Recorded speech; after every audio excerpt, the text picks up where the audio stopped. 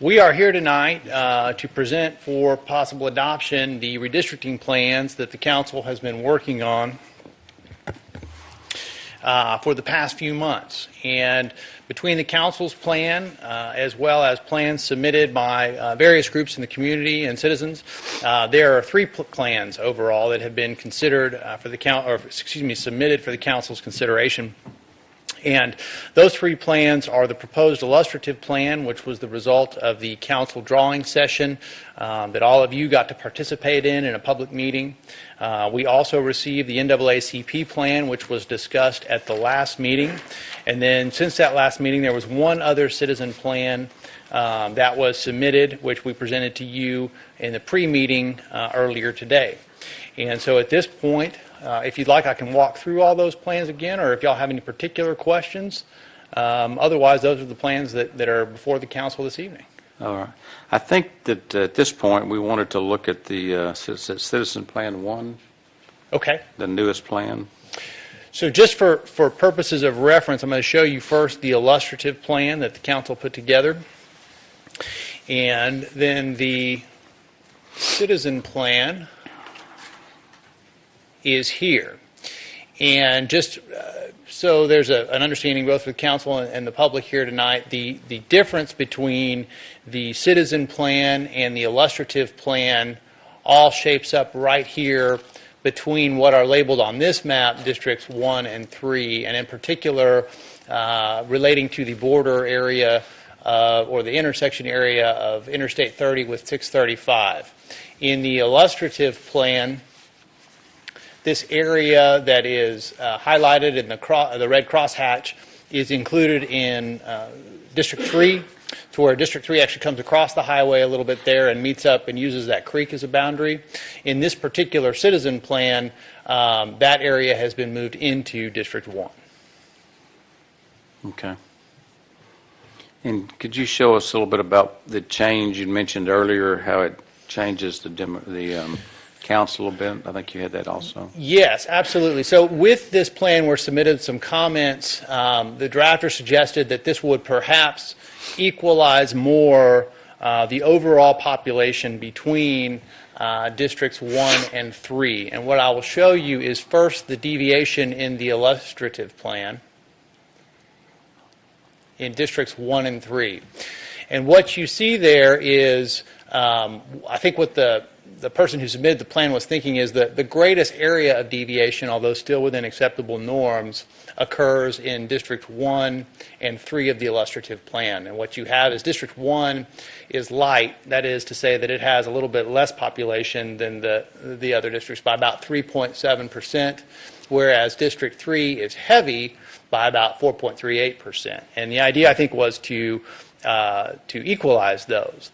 The result, though, when we look at it, because this area essentially just went one way, there was no population back and forth, we really just moved population from 3 into 1, and the result of that is we essentially flip-flopped. So now here 1 is the heavy district and 3 is the light district. So it didn't ultimately change the deviation at all. In fact, it slightly increased the overall deviation, although still in acceptable limits. But to the extent that was the goal, we don't see that happening here. Now, it also had the effect, obviously, geographically of establishing a different boundary, and that's just an issue for the council to consider. Okay. Any other questions in regards to anything that's been said? Councilman Miklos? And what was the impact on ethnicity on this potential change? Was there any significant alteration of the ethnicity balance at all? It is not a significant alteration. Again, since you had essentially population moving from 3 to 1, there were more people there, and so some of the numbers decreased a little bit, but we're talking about fractions of a percentage point. So not what we would look at as a legally significant difference in overall population change. Okay, thank you. Any other questions for Gunnar at this time?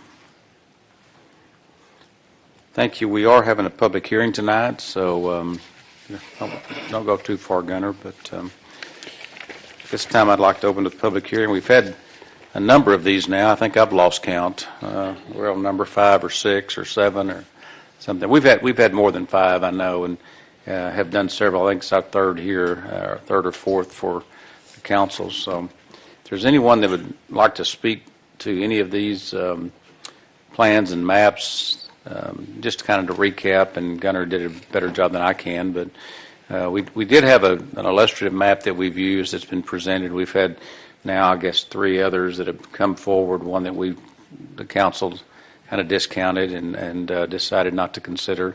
We have a couple of them before us tonight. So if there's anyone that'd like to speak to the original illustrative or any of the others, now's your time.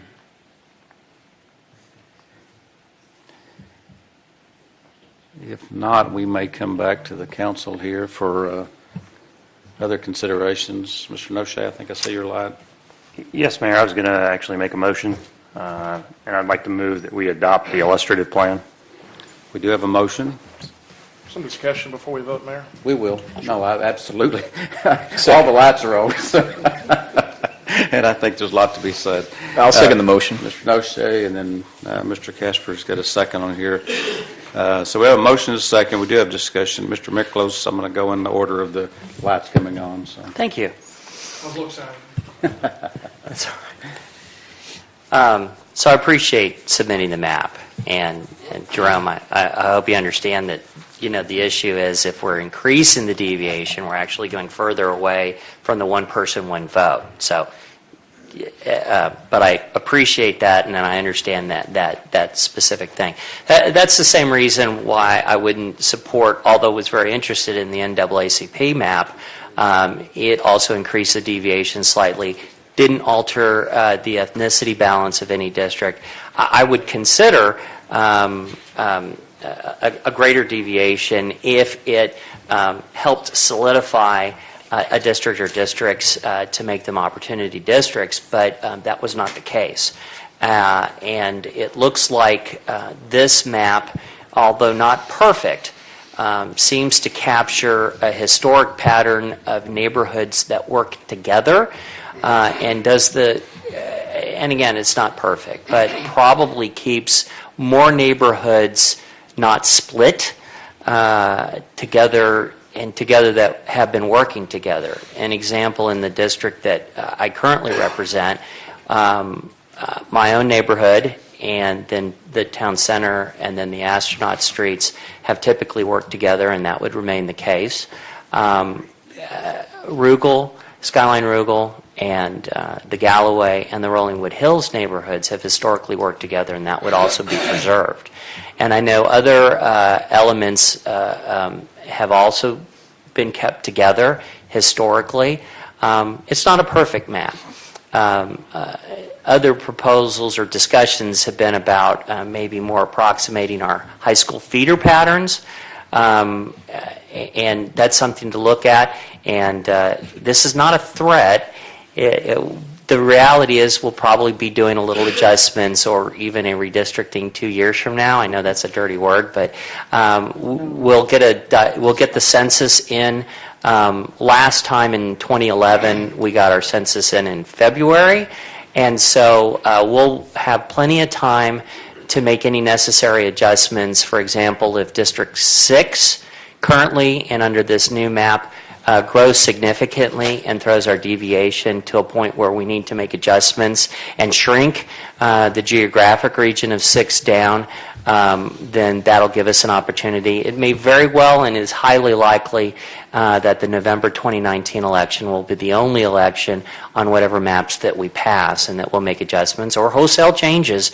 And whoever is, I'm trying to think. Yeah, whoever's on the council in the spring and summer of 2021 would be faced with that decision and making those possible adjustments. So with that, I'm ready to move forward. And from the lack of conversation here tonight, I think the city is ready to move forward as well. Mr. Burrows, Deputy Mayor Pro Tem. Yes, I'd just like to, does your motion include also changing the numbers system? Yeah, I was just handed a note from our trusted city attorney, and I was about to go through that. I'm going to avoid the temptation to use Roman numerals. But yes, no, I will amend the motion so that in the illustrative plan, the numbering of the districts for districts 1 through 3 is redone so that the northernmost district, the district that it looks like it's a gold color, would be district number 1. The district to the west of district number 1, that's a light yellow or a sand color, I would call district number 2. And then the lavender will be district number 3. And just for clarity of the record, if we could state the changes to the numbering from the illustrative plan, which is to say that illustrative plan District 3 will become District 1. Okay. Illustrative plan District 1 will become District 2. And illustrative plan District 2 will become District 3. If that's the motion, I think that'll be the easiest for the record. Okay. So the motion, then the amendment to my motion is that the illustrative plan District number 3 would become District number 1. The illustrative plan District number 1 would become District number 2. And the illustrative plan District number 2 would be District 3. So we have an amendment. Do we have a second to the amendment? I will second the motion that the illustrative plan in District 3 becomes, I'm just kidding, I'll second the motion. I couldn't keep it straight. We still can't get through this. Okay. Mr. Casper, you're next. Thanks, Mayor. I just want to talk about kind of the whole process more generally. We started a long time ago with a general suggestion that we might consider term limits on the charter. And we opened that up to include the community to see what sort of charter referendums they would be interested in considering. We did a listening tour across the whole city in different districts where members of the public came out and gave important feedback on different referendums. And we moved to put those on the ballot, and they were voted overwhelmingly by you, the electorate. And I'm pretty proud of the fact that Mesquite, Texas is going to have the most progressive, not ideologically progressive, but just in terms of engaging the community, the most progressive elections that are municipally run. Moving May to November and having single-member districts, it just cut the cost of campaigning by 5/6. And so you don't have to be a leader of a faith community or a successful attorney or any sort of elite community member. You can just know your neighbors and knock doors and care about your neighborhood and your community and get elected. And I think that's going to really serve the city well going forward. Other large employers like Mesquite ISD have created holidays or staff work days for Election Day. And that's going to allow the students, the families, different employees to get out and to vote. And so I'm just really proud of Mesquite, Texas, and that our democracy is flourishing so well. I will continue to push a challenge. This means that we're going to have 2 new districts that don't have an incumbent if this is voted positively tonight. And so we need candidates. That means we got to be looking in our network of who is talented and cares about our community around us and tapping them on the shoulder and saying, hey, it's your time. You've been working really hard, volunteering at Christmas in the Park, looking over there. And, you know, it's your time. We need women. We need people of color to step up and to serve on this council. But more generally, we just need people who care and love about Mesquite. And so I'm really excited, and I'm really proud of this community, Mayor, of you and your leadership throughout this process. At times it has been contentious, but important things oftentimes are. But I think we're moving forward, and Mesquite's going to be better served in the future because of this. Thank you. Thank you. This is item B, considering an ordinance approving the city's 6 single-member council districts and establishing new city council boundary lines for city council elections in Mesquite. That was the motion as relates to item B. So I was filling that in for our attorneys that are here tonight. I had Mr. Noschese. Did you have something else? Or? I did, Mayor. And while I appreciate Mr. Casper's comments and how commendable it is for us as a city to be moving in this direction, I think that it's also important as citizens that we remember that the success of this new system that is in your hands, and it's in your hands at the ballot box. This type of system can lead to parochialism. And it's a parochialism that we don't have to go very far to watch and observe to see how dysfunctional it can become at times. Just 13 miles to the west of here, you have a city in which if a council person does not support a project in their district, that project doesn't go forward. Because none of the other council members want to support it, and they don't want any other council member dictating what projects go forward in their district. Right now, we have a system that encourages council members to think for the good of the entire city and not their particular districts. We can continue to maintain and hold our elected officials responsible for looking out for the good of the city. But we have to insist on that as voters. And it will be too easy if we're too lazy, if we're not engaged enough.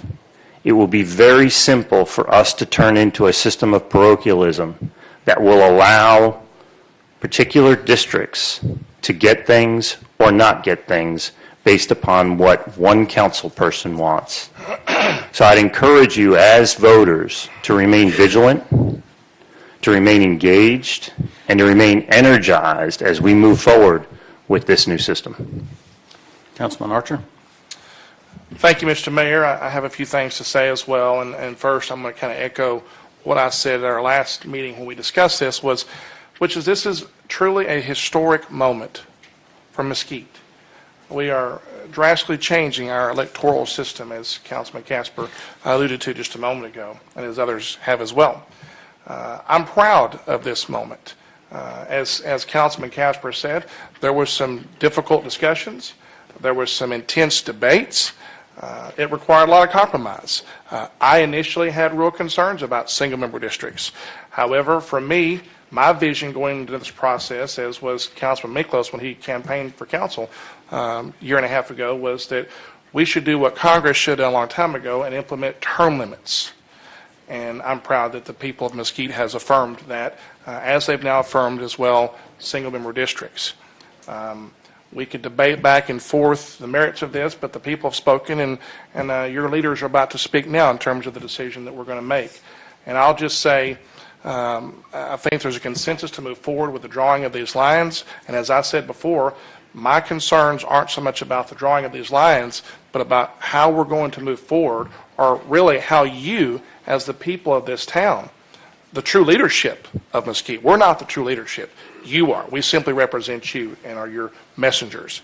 The expectations that you set now for your future council members is what's going to dictate whether this system will do wonderful things for Mesquite or whether it will fail.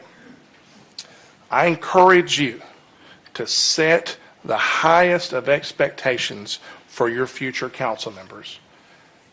Expect them to be out weekly and regularly in neighborhoods that they represent, and even knock a few doors and ask you, how are things going over here? I believe that we learn more out in the field with the people we represent oftentimes than we get from these very studious and capable briefings we get from our great staff, because you live out there. You know what's going on. We need to know your needs and your concerns and your wants. Expect your elected officials to be active on social media. I know some don't like that, but that's the future. People want to communicate with their elected officials, and they want to know where the elected officials stand, and they want questions answered from time to time. And expect to be informed by your future council members, both on citywide matters as well as what your particular council member is doing in your area, what they're working on, what projects they're trying to get done for you. Expect that they would hold regular town hall meetings and informal gatherings, even if it's over at a McDonald's or somewhere, so you can sit down with your elected official in an informal, unstressful environment and talk to the person that represents you and that works for you. And expect, as you've heard from one of my colleagues, expect cooperation and collaboration between your future council members. Expect that while we would be out individually working for you in those districts, that we would also work together. Perhaps one council member may be on vacation, and so the other council member next door represents that person. They help each other, and we compare notes, and we work together for the good of all the people of Mesquite. If we do that, I believe we will be very successful in this new system. And I'll just lastly say, and I'll echo again what Councilman Casper said, we need good representation from all walks of life in Mesquite, Texas. Sure, we need professional people. Sure, we need people who've made executive decisions. But we also need people that represent neighborhoods. I envision crime watch leaders. I envision PTA leaders, people who are out among the people, who know the people, to be stepping up to help lead this town. And that's the kind of diversity I think that will make us great, that's making us better now, and I'm excited about the future. Thank you, Mr. Mayor. Thank you. I think I'm sorry. Just to say, Mayor, I really, about the map, really appreciate the process that we went through as a council in going after the right one. We ask citizens to provide maps, what they think would be the best that could be for our city. And we went through these hearings and heard from different folks. And you can see up in that map that largest district is number 6, and we're continuing to grow out there to I-20. And just like Councilman Miklos said, this is the way it looks right now, but it could very well change. And I like the comment of Councilman Noschese as well, just simply for the fact that we need to continue to work towards unity together, and that's so vital for our city. We live in a great city, so I'm looking forward to the future. We're turning into a new chapter and looking forward to the future, what it holds for our city. Thank you, Mayor. Thank you.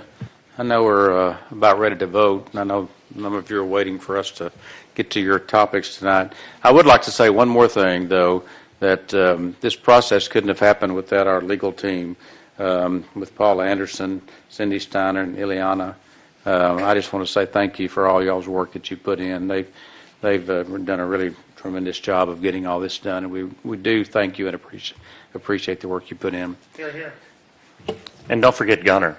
And Gunner. His patience, his entire team has done a phenomenal job. They have done a great job. We appreciate it very much. You're right. Thank you for that. All right. Are we ready? We have a motion on the floor. I want to ask you to read it again, but it's basically the illustrative plan that we began with. So if you'll prepare the vote. Oh, it is ready. Please cast your vote. You're way ahead of me. And it passes 7-0. Hallelujah. Yeah, you can applaud for that. We're ready to move. Get that moving on.